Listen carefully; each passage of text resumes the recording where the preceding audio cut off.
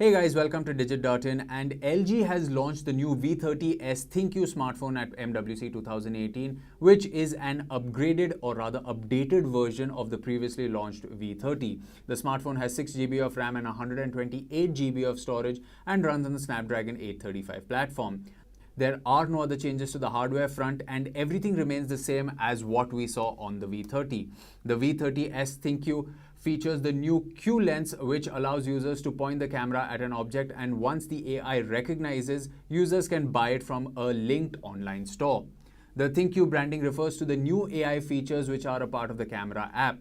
There is an AI cam functionality which works as a layer of AI recognition while you are taking an image. The AI then understands the subject and changes different aspects of the camera algorithm to help you click the perfect image. LG has confirmed that these new AI features will be coming to the older V30 and V30 Plus devices in some time.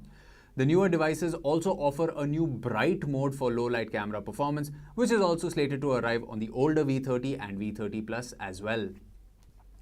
The company is expected to reveal the pricing and availability of the new phones by next month. Thank you for tuning in, and for more videos like this one, you can subscribe to our channel.